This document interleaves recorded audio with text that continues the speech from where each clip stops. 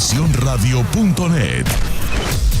Información que va contigo. Una estación integrante de Grupo Visión.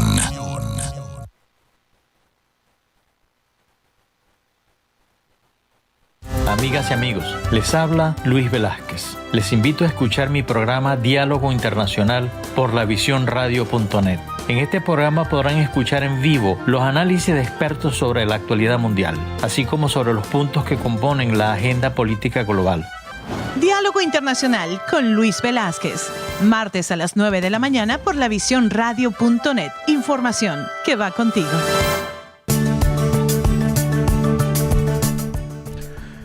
Muy buenos días, amigas y amigos de la visiónradio.net. Les habla Luis Velázquez. Encantado de estar una vez más con ustedes en Diálogo Internacional. Son las 9 de la mañana de hoy, 26 de septiembre del 2023. En los controles de audio, como siempre, mi querida amiga Mayerlin. Buenos días, Mayerlin, ¿cómo has estado? Muy buenos días, Luis, excelente. Oye, muy contenta, muy feliz hoy día martes. Sí. ¿A qué se debe? Oye, no sé, pero bueno, hay alegría. Hay alegría, que eso es lo importante. Hay alegría. Oye, me quedé impresionado cómo se nos fue el año prácticamente, ¿no? Pasa rápido y además el clima cambió. Esta mañana te advierto que amaneció por la casa bastante frío. Sí, señor, está cambiando el clima, Luis. Yo lo decía esta mañana también en Despertar Informativo, las personas que tienen frío, sufren de frío, ya tienen que empezar a abrigarse. Ya hay que comenzar a usar o el suéter o la chaquetica, pero hay que abrigarse porque hay que cuidarse. Sí, señor, así es. Nuestro número de teléfono es el 678-477-3036 y asimismo se pueden comunicar con nosotros a través de las redes sociales, Twitter, Instagram, YouTube, a través del cual estamos transmitiendo en vivo, y TikTok. En la mañana de hoy tenemos como invitado al doctor Freddy Marcano, un invitado, digámoslo de esta manera, un amigo de la visiónradio.net. Con él conversaremos acerca del escenario preelectoral de Venezuela. Muy buenos días, Freddy, ¿cómo has estado? Buenos días, Luis. Buenos días, Marjorie. Un gusto estar con ustedes otra vez y bueno, en la audiencia un saludo para todos. Aquí andamos más bien un poco en Venezuela hay un cambio de clima muy extraño. Hay un clima, muchísimo calor y de repente un chubasco de agua, cantidad de agua que... Sí. Que ayer creo que cayó una tremenda lluvia, una tormenta terrible. Sí. Y, estamos en un clima el clima tanto político como también está muy raro. ¿Y qué quieres que te diga, chico? Pero bueno, Freddy, nosotros queremos conversar contigo acerca de ese escenario preelectoral de Venezuela. Perdón, a estas alturas vienen sucediendo cosas muy raras en el país. Decisiones que los analistas políticos tienden a ser medio torcidos cuando analizan algo. Y cuando un analista ve que un gobierno toma una decisión, aprueba cosas como por ejemplo lo del referéndum sobre el Esequibo, entonces tú como que dices, cónchale, uno tiende a pensar mal. Lamentablemente somos medio torcidos. Después cuando el allanamiento a Tocorón, mucho más grave te diría, porque atenta directamente contra la seguridad del ciudadano de a pie. Pero, Freddy, la primera pregunta es, ¿dónde estamos? ¿Dónde estamos exactamente? ¿Dónde está el tema de la primaria? ¿Cuántos candidatos hay? Yo lo sigo todo muy de cerca, pero yo no veo nada de fondo. Y eso me preocupa, porque lo que se aspira es un cambio de fondo, porque ya Venezuela no da para más. Bueno, Luis, ¿qué te puedo decir? Efectivamente, como te dije, con el tema climático, pues el tema político también está muy enrarecido.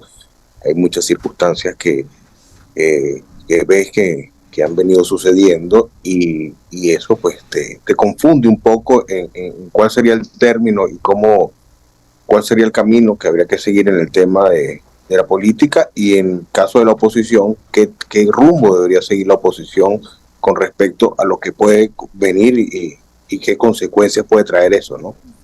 El tema es que efectivamente que a veces no hemos entendido la realidad dentro de estos 24 años, es que el gobierno ha aprendido y ha sabido jugar, y sabe jugar, efectivamente, porque ellos tienen un objetivo principal, que es mantenerse en el poder, y basado en ese objetivo, que es mantenerse, ellos harán y hacen toda cantidad de manejos y estrategias y juegos, y eso le da a ellos su posición de saber cómo meterse y cómo irrigar hasta dentro de la oposición para poder mantenerse en su objetivo, que es, como ya lo dije, mantenerse en el poder. El tema de las primarias, me lo tocaste, ahorita está muy, muy alborotado, porque después que hubo cambio de dirección del CNE, el CNE pitosamente aparece y dice, y ahora aquí está la carta que ustedes me enviaron hace meses, y con esa carta, pues yo acepto hacerle la ayuda técnica que ustedes me solicitaron para participar en las elecciones primarias del 22 de octubre, que ya posiblemente por el tiempo no daría chances, si fuera con el CNE, para que sea el 22 de octubre, porque los tiempos están muy cortos, aunque realmente como es un poco más tecnológica, lo que sería la ayuda técnica, pues no sería tan complicado, ¿no? Y como ellos cuando quieren hacer las cosas las hacen, sin cronograma, sin tiempo, sin nada por el estilo, pero eso tendría varios matices, varias cosas que habría que analizar. Uno de lo que habría que analizar es precisamente el tema de que lo que se solicitó fue una ayuda técnica. Significa que el CNE lo que prestaría sería, ante la solicitud, el tema de las máquinas, el tema de la asistencia del personal técnico, el tema de los sitios o donde posiblemente se hagan las elecciones, que ya es un predeterminado, que serían las escuelas. Eso es parte de lo que sería la ayuda técnica, pero la decisión debería siempre estar bajo esa solicitud en manos de la Comisión Nacional de Primaria, que coordina el doctor Jesús María Casal. Eso debería ser así, o esa es la solicitud realmente que se hizo, y creo que parte de la discusión que ha estado entre ayer y hoy está basada en eso, ¿no? Ya hay varios términos que se han realizado del proceso de las primarias, como el tema de la inscripción, el tema de la validación de los candidatos, el tema de la revisión de los candidatos, todo ese tipo de cantidad de cosas, y eso lo que nos ha dado a nosotros es que eso es algo que el CNE debería respetar. Ahora, ¿realmente va a respetar? Es una interrogante que todos tenemos, porque ahí empieza el tire y encoge de qué va a pasar, qué es lo que está pasando entre ayer y hoy. Esto no sabemos realmente, ¿no? Porque el CNS, ayer se reunió el doctor Jesús María con el doctor Amoroso, y clarificaron o hablaron el tema de que, y me imagino que hoy seguirán conversando, los partidos políticos han venido conversando con la Comisión Nacional de Primaria, y habrán unos que sí quieren y otros que no quieren hacerlo. Claro. Sí, pero sin embargo, fíjate, las noticias que nosotros o que la diáspora recibe de Venezuela es información demasiado cruzada, que crea demasiada incertidumbre. Creo que los candidatos que aspiran, no sé cuántos ya son los candidatos que aspiran, pero me imagino que son más de 20. No están dando un mensaje a esos 8 millones de personas que estamos en el exterior de cómo están las cosas. Sabemos que es difícil, todo el mundo está claro que es muy difícil, y como dijiste tú al inicio de esta conversación, el objetivo del gobierno es mantenerse en el poder bajo cualquier circunstancia. Y eso ya es demasiado. Entonces, no sabemos realmente a qué atenernos, sobre todo que yo soy parte de la Casa de Venezuela en Georgia. Yo soy uno de la junta directiva y vemos con estupor, digamos, que se hizo todo un trabajo de inscripción para la participación en unas elecciones primarias y no hay ningún movimiento. Y si me dijeras que quedan 6 meses para hacerla, pero estamos a la vuelta de la esquina. Dentro de algunas semanas, un par de semanas más, habrá una elección de quién será el candidato que represente a la oposición venezolana. Y no hay nada. Vemos María Corina, que aparentemente va a la cabeza de todos ellos, pero María Corina tiene un bloqueo político hecho desde el gobierno, una inhabilitación absurda, también Enrique Capriles Radowski, y así sucesivamente. No sabemos, en el caso de Georgia, que te hablo específicamente, se desconoce quiénes son los demás candidatos. ¿Qué más hay de todo eso? Yo te puedo dar un recuento rápido de ese tema. Primero creo que hay que entender algo y los oyentes y las personas que ven el programa pues tienen que tener claro. El gobierno se acostumbró a jugar en varios tableros.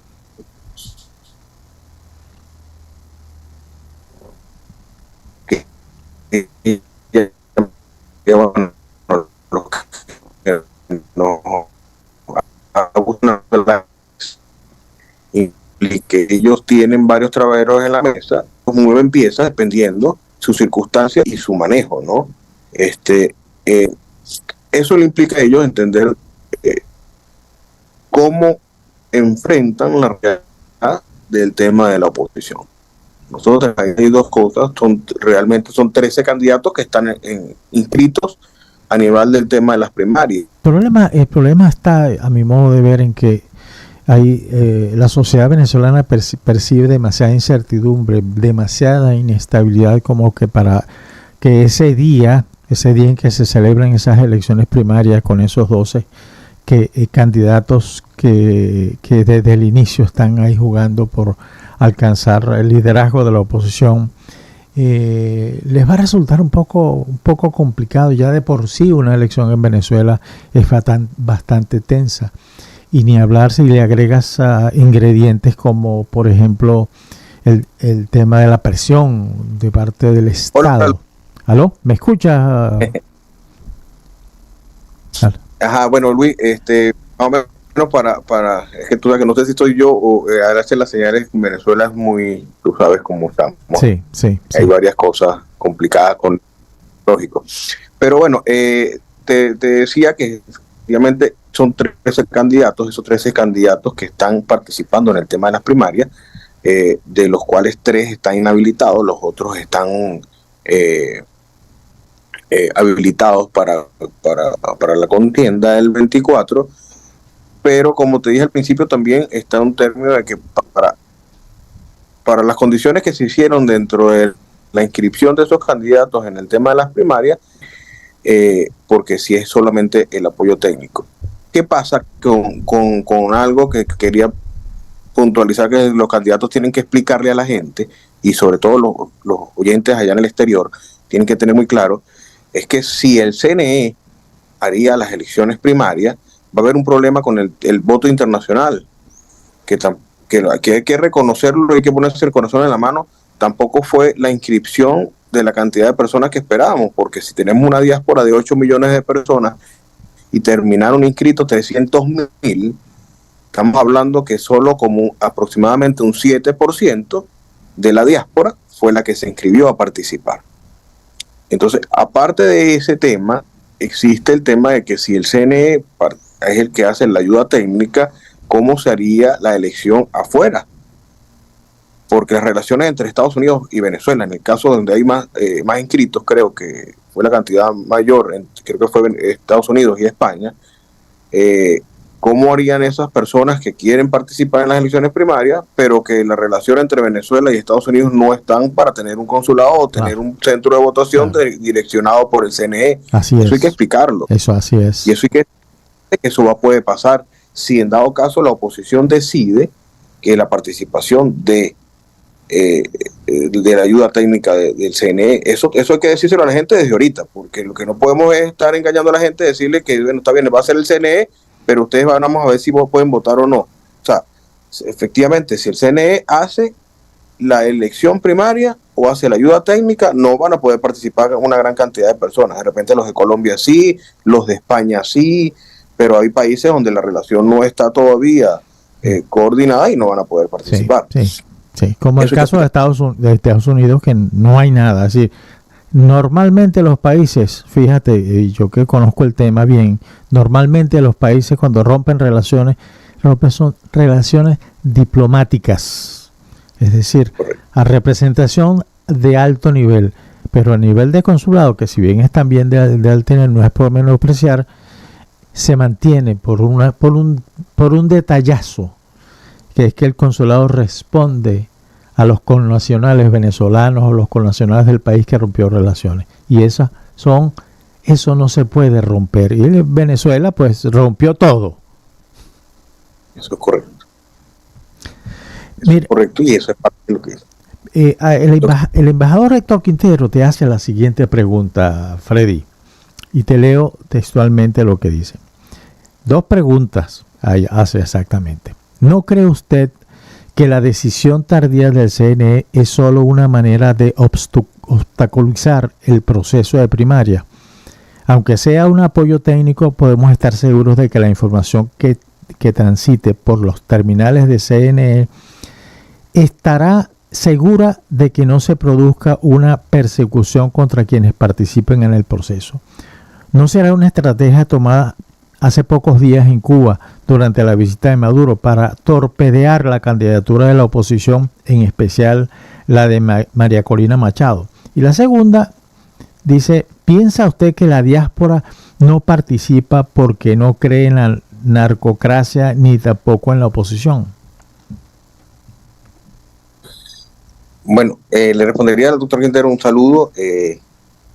Primero, el tema de que con Cuba creo que es un poco más, yo creo que como le dije, el gobierno ha sabido jugar y sabe jugar en varios tableros. Ellos miden muchísimo, están permanentemente midiendo las circunstancias. Para nadie es un secreto que aquí mismo en Venezuela el tema de las primarias no ha tenido no ha sido tan rembombante o tan llamado como siempre esperábamos. Se estaba esperando que la votación no fuera tan alta, realmente, por muchas circunstancias. La comisión de primarias, dentro de todas las cosas, ha tenido muchas limitaciones en el tema de formar centros de votación. ¿Por qué? Porque normalmente los centros, ¿dónde son? En las escuelas, los centros son en colegios privados, y eso pues realmente está manejado por el gobierno. El gobierno, si no participaba, pues tenía que buscar casi que en casas de familia la Comisión Nacional de Primaria, bueno, en una plaza, donde hacer ese llamado, donde hacer esa votación. Porque si el gobierno no aprobaba la solicitud, pues cerraba el chorro y decía, bueno, las escuelas, ninguna escuela puede prestarse para poder que funcionen como centros de votación de la oposición. De manera distinta si lo hiciera a través del CNE. O sea, hay ventajas y hay desventajas. Yo estoy claro de que sabemos contra quién vamos a competir y contra quién estamos compitiendo y quiénes son los que estamos con los que estamos compitiendo, pero tarde o temprano tenemos que entender 2 cosas. Uno, de que para el 24 vamos a competir en las condiciones que ellos nos están colocando, ¿no? No en las nuestras. Eso es una realidad que tenemos que tener claro. Y el tema de esa parte, de esa ayuda, es que, y lo que me asusta y lo que me puede preocupar muchísimo, es que ellos terminen tomando un control donde termine de desmotivar a las personas o al ciudadano. Porque a la hora que el ciudadano vea que el gobierno tiene más protagonismo en el tema de las elecciones que son propias de la oposición, pues eso es lo que va a llamar más a la desmotivación. y si estamos hablando de que ya per se no había una gran cantidad de participación para el 22 de octubre, pues, jugando de esa forma, pues saben que van a desmotivar más a la población, y la población pues va a evitarse por rumores, por chisme, por como sea, van a dejar de ir a votar porque creen que lo van a perseguir. Aparte que tiraron algo en paralelo muy hábilmente, que es el tema de tocar el nacionalismo con lo del Esequibo, que más tarde, Luis, me permite, te voy a dar como una breve sobre ese tema que creo que es importante, porque tiene que ver uno con el otro. Y entonces, consultivo con el nacional, tocando el nacionalismo del venezolano, porque ¿quién no puede ir a votar por defender algo que es del territorio nacional? Entonces la participación para un consultivo para el de la defensa del territorio va a ser mucho mayor que hasta lo que puede ocurrir en las primarias. Que no obstante, hoy en día debería ser al revés, porque la situación del país está tan crítica y hemos tenido tanto desequilibrio, que es un tema que hay que tocarlo, porque realmente ahí hay algo que hemos trabajado muchísimo con algunas personas y no se le ha dicho la verdad de ese territorio, ¿no? Entonces ahorita van a tocar un tema de nacionalismo, pero por una coyuntura simplemente política y porque les interesa tocarlo, pues. Eso es así. Y el tema de la diáspora, yo no veo que el gobierno realmente, si entendemos qué es lo que está buscando el gobierno lo que quiere es simplemente, para ellos igual que la diáspora participe o no participe, los persigue o no los persiga, porque al final ellos han cerrado la posibilidad de que esa diáspora tenga una comunicación más allá del tema familiar y que del político, porque el político lo que ha pasado es que los ha ido aislando, los ha ido apartando, de tal manera de que cuando tú ves, no hay muy pocas voces políticas fuera del país.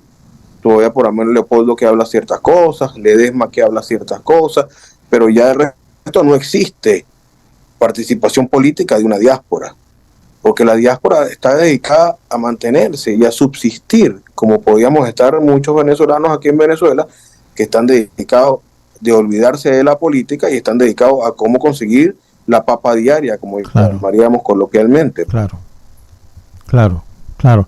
Efectivamente, sí, es grave. Y como te decía, yo participo en la Casa Venezuela de Atlanta, y todo el mundo la pregunta que nos hace es ¿dónde vamos a votar? Y no hay nada.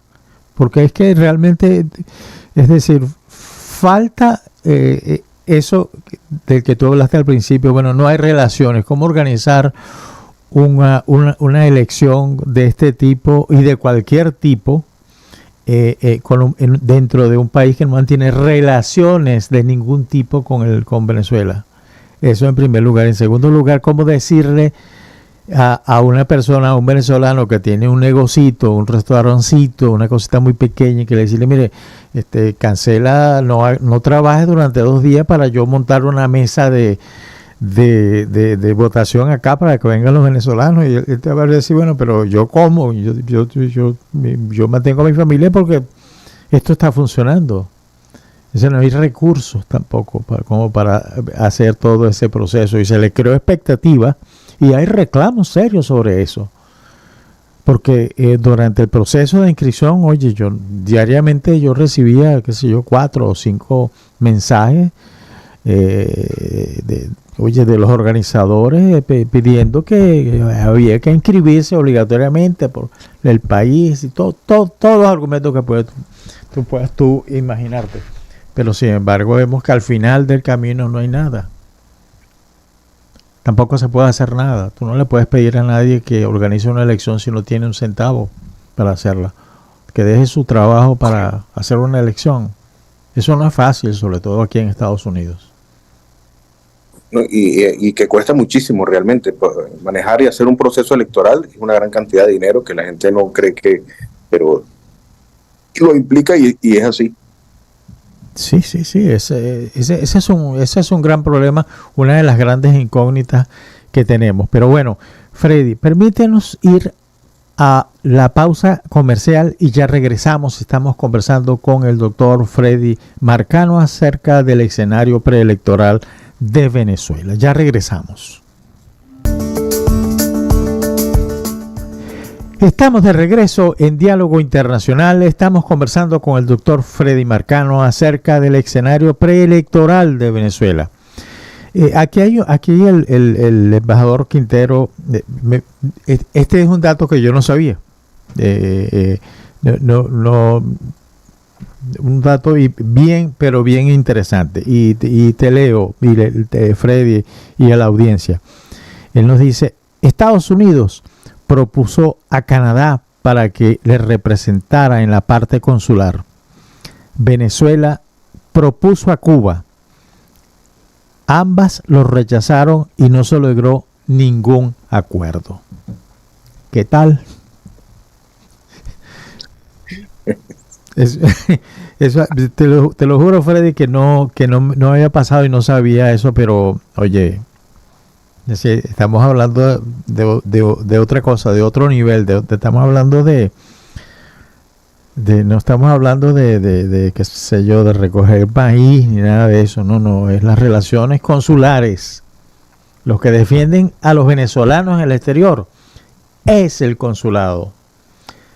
A tal punto que cuando un ciudadano venezolano se radica o pasa por un país, tiene la obligación de decir, yo estoy acá, decirle al consulado, me estoy hospedando en tal parte o voy a vivir acá y estoy viviendo en tal parte, no por razones de control ni nada de eso, sino para que se sepa que ese venezolano está ahí. Eso fue lo que nos permitió a nosotros en México, cuando hubo el famoso terremoto de 1985, localizar a 3,000 venezolanos. Algunos de ellos murieron en esos terremotos y el resto los expatriamos, los llevamos a Venezuela. Ese registro, para que tú veas lo importante. Ahora, tú nos hablaste del tema del Esequibo. Es una medida que yo me imagino que coincido con tus apreciaciones, pero nos gustaría ver las implicaciones que tiene esa aprobación de la Asamblea Nacional. Pero hay otra, que es el tema Tocorón. Claro, bueno, podemos empezar por el tema del Esequibo. Sí. Bueno, ha sido he trabajado muchísimo sobre el tema. También hay una persona que fue diputado conmigo, se llama el doctor Luis Barragán, que también ha sido muy entendido en el tema. Sí, ha escrito muchos temas. Y bueno, ¿qué te puedo contar? Desde que fui diputado en la Asamblea Nacional en el 2010, 2011, pues siempre fue una preocupación. Había una preocupación no solamente del tema militar, del tema civil, sino el tema militar. Tenía una preocupación porque el tema Exxon, el tema Guyana, eso ya venía más o menos manejándose. Creo que tenemos que hablar un poquito rapidito, es de que en algún momento el gobierno de Guyana Esequiba, el gobierno de Guyana, era muy proclive al gobierno de Chávez. Estaba vivo Chávez todavía, y por ser proclive era muy pro-cubano. Era un gobierno muy de izquierda, había una tendencia de triangular ciertas cosas entre ellos, y en ese sueño Chávez de construcción de una gran patria, manejada más que todo por los Castro, porque ni siquiera el Bolívar no era Chávez, sino el Bolívar era Fidel. Sí. Entonces ellos pues coordinaba y manejaba ciertas cosas de la política latinoamericana que Chávez pues seguía dando, y eso tiene que ver con el Esequibo. El Esequibo fue abandonado realmente, o la querella que se tenía con el tema del Esequibo fue abandonado por petición de los cubanos. Por ahí han salido ciertas noticias viejas donde decía Fidel que él apoyaba a Guyana, y cuando uno trataba de hacer cosas en la Asamblea Nacional con respecto al tema del Esequibo, pues lo que te decían es que no había dirección del gobierno de trabajar en ese tema, porque Chávez efectivamente estaba en pro de una unificación de territorios. Ahora cambia la situación porque el gobierno de Guyana cambió. y el gobierno de Guyana dejó de ser pro-cubano para decir, como hablan ellos ahora, pro-yanqui.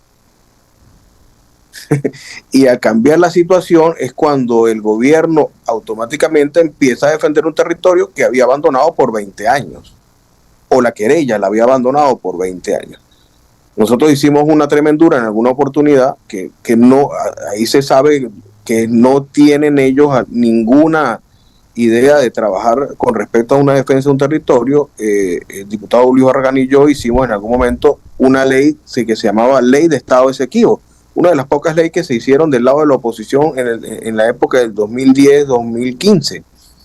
¿Y por qué era la ley del Estado Esequibo? Porque si nuestra Carta Magna lo que habla es de defender el territorio nacional, que es lo que están hablando ellos ahora, de ese nacionalismo, de defender el territorio, de defender las cosas, ¿qué más propuesta tendríamos nosotros de hablar de que el Esequibo fuera parte del Estado Nacional?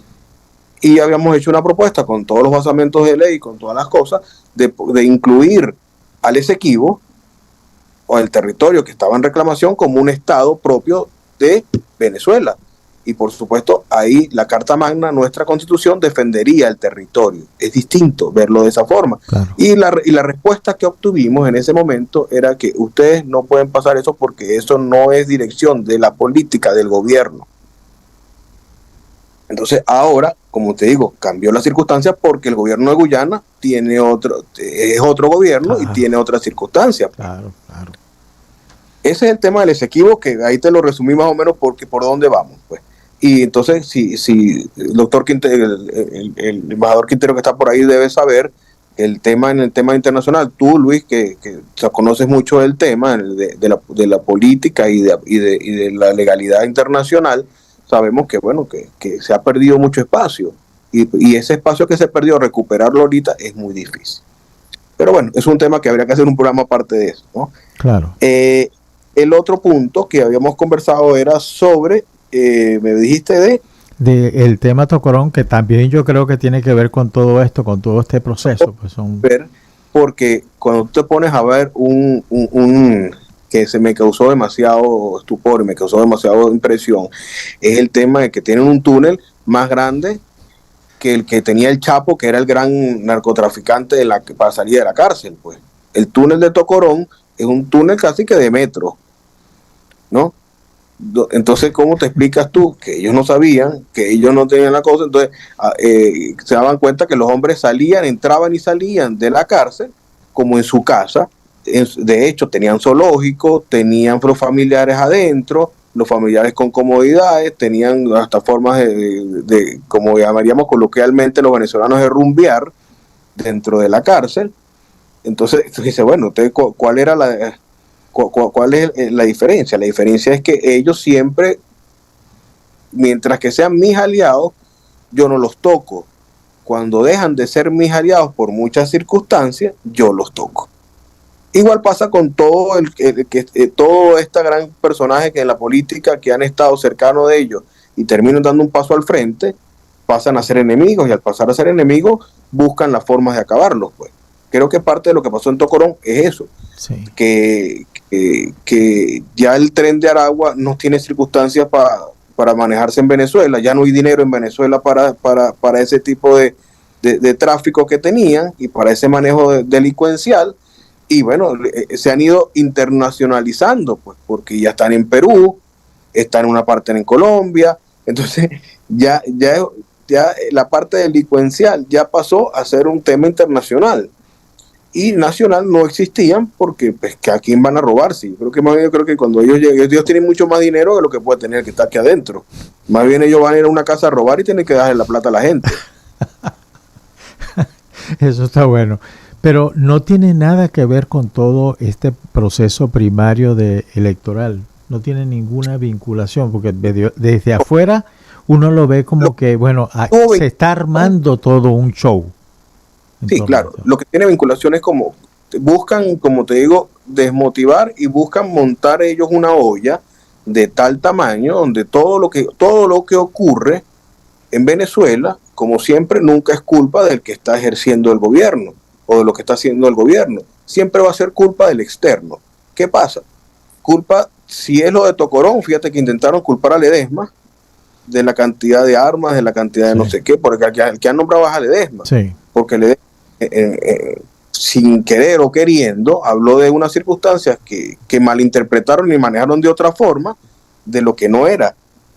¿Y qué pasa? Que entonces ahora todo lo que ocurra a nivel de alguna disposición distinta de algún ente militar o de algún ente policial tiene que ver con, o de un ente delincuencial como es el Tren de Aragua, lo vinculan a una supuesta conspiración en contra del presidente Maduro. Eso es parte de una olla, pero es una parte de una olla que, bueno, imagínate tú cuando uno ve la foto de las armas, tú dices, bueno, pero ¿cómo entró ese poco de baldes de balas, ese poco de armas largas, .50, sí, carros adentro, motos? Entonces, eso son cosas que eso no tiene nada que ver la posición, pero es la olla que montan para decir, o para la imagen hacia afuera, de entender, de decir, bueno, es que si le están montando, no los dejan gobernar. Pero el gobierno a su vez está trabajando en paralelo, Luis, con el tema de lo que es el BRICS. Porque el gobierno lo que está buscando es liquidez, el gobierno lo que no tiene definitivamente es una liquidez económica. Y entonces, ¿cuál era lo que estaba intentando hacer con los americanos otra vez? O ese tipo de conversación que se ha venido manejando dentro de la geopolítica, es tratar de buscar una liquidez para ellos tener otra vez ciertas cosas. Bueno, ya han logrado de que el petróleo venezolano ya no se pague a mercado negro. El petróleo venezolano ya se está pagando a mercado normal. Que no tenemos la gran producción, que no tenemos la gran cantidad de barriles de petróleo diarios para poder ser o sustentar o nivelar el tema del mal manejo económico, eso es cierto. Pero ya están cobrando el petróleo a un precio internacional. ¿Cómo se hizo eso? A través de un acuerdo con el gobierno americano. O sea que las sanciones sí realmente han disminuido muchísimo, porque si ya nosotros ya no tenemos que ir a mercado negro a vender, si no estamos cotizando a un mercado normal, significa que sí ha habido hemos flexibilizado el tema de las sanciones. Que hay otras partes de las sanciones que eso no se han realizado. Bueno, eso es parte del acuerdo y es parte de lo que se está manejando entre la oposición, en la triangulación oposición americano y gobierno. Pero hay unas que es difícil. El tema es de Alex Saab, el tema de quitarle las sanciones personales, eso es otra cosa. Pero aparte de eso es lo que están haciendo. Pero a su vez, en paralelo, ellos, como te digo, siempre jugando en otros tableros, ellos están haciendo lo de China, que desde que salió lo del BRICS, sé que ellos iban a ir para allá porque eso es un acuerdo de sus amigos, donde manejan muchos recursos, donde hasta un banco propio tienen, que sería como un Fondo Monetario Internacional, pero de ese grupo. Claro, claro, sí.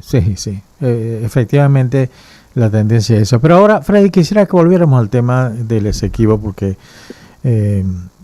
yo quisiera, yo tengo algunas dudas que ayer se las planteé a un amigo común, Luis, y yo le decía, no deja de ser una aventura que el gobierno haga aprobar en la Asamblea Nacional la realización de un referéndum para ver si continúa o no con la reclamación del Esequibo. Y no deja de ser una aventura por lo siguiente. El padrón electoral hoy día yo me imagino que está compuesto mayoritariamente por gente que no pasa más de los 35 años. Debe ser gente joven, mayoritariamente. No creas, Luis. También creo que no se ha hecho una campaña de participación y de inscripción de la nueva votación, de los nuevos jóvenes que están entre los 17 y 21 años. Realmente creo que hay más motivación en ese sector, porque ese sector lo que está más bien buscando cómo se va. Ajá. Todavía en un proceso que está en eso. Entonces no creas que todavía más bien que el que se quedó y la gran cantidad de personas que ya estuvieron inscritos son los que realmente nutren el padrón electoral. Sí. Entonces yo conversando con él decía, es que el gobierno ya tiene seguridades de que va a haber suficiente participación en ese referéndum por el sí o por el no. Es que el gobierno, ¿qué espera el gobierno? Que le diga no y con eso contentar a Cuba, porque la posición de Cuba no ha variado con la desaparición de Fidel Castro y la casi desaparición de Raúl. La posición sigue siendo igual. De hecho, el pronunciamiento de CARICOM respecto a ese problema fue claro y eso fue manejado por Cuba. Eso no ha cambiado. Pero el gobierno de alguna forma no estará buscando que la sociedad venezolana o el votante que participe en ese referéndum le diga: usted tiene toda la razón, vamos a abandonarlo, vamos a dejar eso de lado. ¿Cuántos votarían por el sí? ¿Cuántos venezolanos conocen el tema del Esequibo y toda su historia? Bueno, muy poco, porque tú te pones a ver, nosotros teníamos lo que fuimos formados en la década de los 80 y 90, querido Luis, pues teníamos siempre, como decir, las rayitas, como lo llamarían a uno coloquialmente. Pues. Y siempre para nosotros lo que nos causaba era curiosidad de entender por qué eran las rayas de un estado que tú veías por ahí con rayas. Entonces decía, bueno, pero la curiosidad lo llevaba a uno a entender, y aunque sea un poco conocimiento de lo que estaba pasando con ese territorio. Eso dejó de ocurrir después que Chávez entra en el poder, entra en gobierno, y efectivamente yo no creo que el tema de la suerte de los cubanos también es un tema de que qué me puede tocar a mí de esa tajada, ¿no? Porque creo que es parte de la dependencia. Acuérdate que yo tuve hasta la oportunidad de asistir a ese estado. Yo fui en algún momento como diputado a hacer un acto de soberanía, un invento que hicimos, y nos fuimos un grupo de diputados, incluyendo estaba María Corina Machado y estaba Leopoldo López, por cierto. Hicimos un invento de ir al Esequibo a hacer un proceso de soberanía, pues. Que eso nos causó muchísimos problemas, nos denunciaron. Bueno, no te imaginas que no hizo el gobierno por esa tremendura, pero cuando tú preguntabas a las personas no tenían idea de qué estaba ocurriendo ahí, ni qué había, y entender que eso es un territorio donde los que viven ahí no saben ni de quién son, Luis. Los que viven en el territorio de Esequibo, tú le preguntas y no saben qué son, si son guyaneses, si son brasileros, si son venezolanos, porque no ha habido ningún gobierno que le ha dado la mano para nada, porque eso es un pueblo sin ley y un pueblo sin nadie. Entonces, te hablan un papiamento, que todo eso es, bueno, te hablan un poquito de portugués, te hablan un poquito de inglés, te hablan un poquito de español, pero ahí lo que se mueve, ahí la ley es el oro, ahí no hay otra ley. Entonces, cuando te pones, entonces, eso sí, tenemos una gran cantidad de circunstancias y bueno, creo que ese es el estado en mineral más rico que pudiera tener Venezuela. O sea, en ese estado, en ese pedazo de tierra, en ese territorio, hay concentrado, por estudios hechos por los mismos americanos, una gran cantidad de mineral que no existe en otras partes del territorio nacional. Se habló hasta de que había petróleo de tendencia más líquida, pues, o había liviano. Un petróleo liviano, pero de una gran cantidad de riqueza, coltán, oro, bauxita. Se habló que hasta había uranio dentro del territorio. Sí, siempre se ha hablado de eso. Entonces, esa es la tacita de plata de cualquiera. Y los cubanos siempre se están manejando como cualquier ente, que es lo que ha venido haciendo los últimos años, que no es un tema político, sino un tema de supervivencia y económico. Se ha venido manejando de que, bueno, de que depende de quién me dé la mejor tajada. Si Guyana le ofrece la mejor tajada, yo defiendo el territorio de Guyana. Porque a eso se ha convertido Cuba. Cuba no defiende los intereses, sino los propios. Sí, no, eso está claro. Eso está claro. Pero Freddy, de ahí es mi gran duda. Porque al final no cabe la menor duda que Cuba ahora sí realmente tomó a Venezuela. El solo hecho de haberle cedido todo un edificio, toda una torre en Caracas, para que sea exclusivamente para los servicios de seguridad y los asesores políticos cubanos que puedan para asesorar al gobierno de Venezuela desde la educación hasta la política exterior del país. Oye, yo tengo mi gran duda en todo caso. Yo creo que ese referéndum va a refrendar un poco no la posición de Venezuela, sino la posición de Cuba. Y eso es peligroso, porque el tema Guyana es un tema que hoy día se puede decir que es poco conocido, a nadie le importa, porque la gente está en el día a día. Salgo en la mañana, busco qué comer en el día y me regreso a la casa y al día siguiente hago exactamente lo mismo. Es mi impresión. Ahora, pero hay una connotación importante, y disculpa que te ataje, es que el tema del nacionalismo sí es importante para el venezolano, independientemente de que estemos metidos nosotros en un tema de supervivencia y de buscar la papa diaria, como yo lo llamo. Pero tocar un tema de nacionalismo, cuando tú lo vas en la calle, fíjate que tú vas al Boulevard de Sabana Grande, que hay una gran cantidad de personas que lo que hacen es medio trabajan, venden una ropita, medio venden una cosa, y tú le preguntas a ellos, hasta por los candidatos de la oposición, y no saben quién son. Pero le preguntas ahora por el Esequibo, por lo que el aparato comunicacional que tiene el gobierno, que es muy grande, que ellos dicen que no, pero el 80, el 90% del aparato comunicacional es de ellos. Entonces, cuando tú hablas con esas personas, sí saben. Entonces, les avivan el conocimiento del nacionalismo. Y nosotros el tema del escudo, del caballo, de la bandera, de Bolívar, todo eso es, fíjense que ya están por ahí, está hablando de que el gran defensor del Esequibo era Bolívar. Imagínate. Esa campaña se está manejando aquí en Venezuela, para que tú veas. Para que tú veas hasta dónde hemos llegado. Y eso le aviva a la gente, es como avivar cuando ganó Chávez en algún momento esa disparidad de entender de que, bueno, la pelea todavía de la colonia, del mantuano contra el indio, o el mantuano contra el esclavo. Eso fue una pelea que, bueno, tú decías, bueno, pero ¿por qué a estas alturas, en pleno siglo XX, en ese momento, o en pleno siglo XXI, vamos a tocar ese tema? Bueno, ese tema caló, porque la gente se sintió identificada en decir que, bueno, que el que medio tenía plata era un mantuano, y yo, que era el que estaba pelando, que estaba pobre, era todavía el esclavo, y era todavía... Esa circunstancia escala todavía en Venezuela, y ellos saben que lo han manejado y saben cómo tocar a la gente en ese aspecto. Por eso te lo digo, que no creas que están tan errados dentro de sus circunstancias. Tú sabes que hay un ejemplo que yo siempre pongo, que fue el tema Argentina, en la época de Galtieri, cuando hubo la decisión de invadir las Malvinas.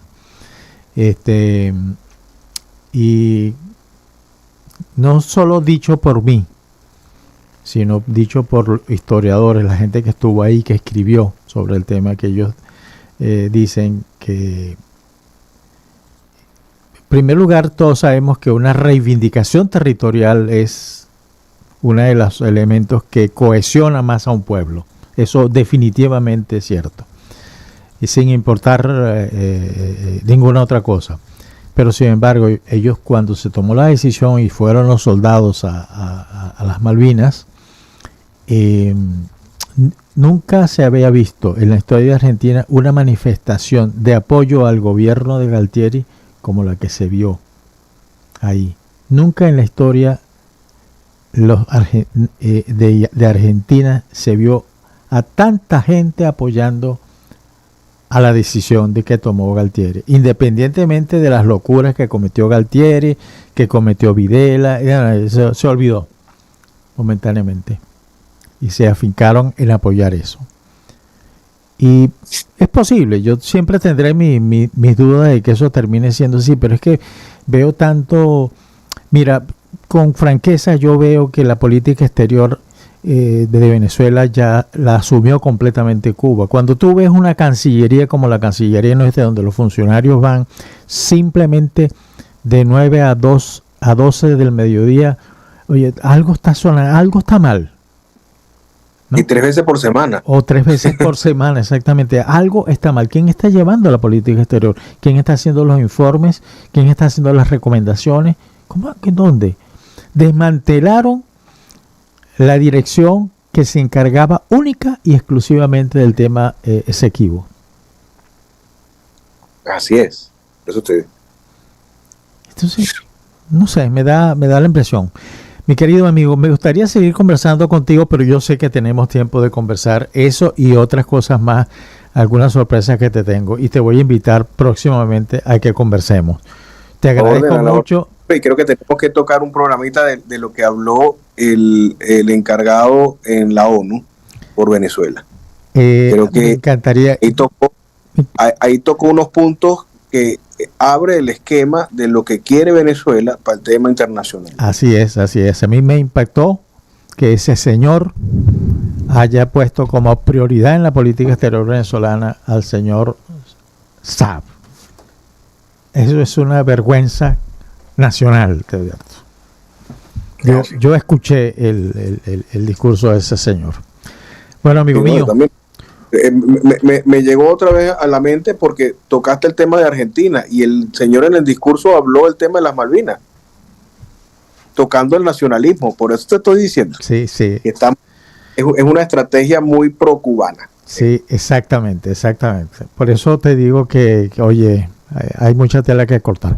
Bueno, mi querido amigo, muchas gracias por haberme dado este tiempo. Sé que tú eres un hombre muy ocupado, pero bueno, tuviste tiempo para atenderme y te voy a invitar para que sigamos conversando, pero ese discurso me gustaría que lo analizáramos más pronto que tarde. Agradecido, Luis. Bueno, un saludo para todos. Marjorie, agradecido por la ayuda que siempre nos presenta.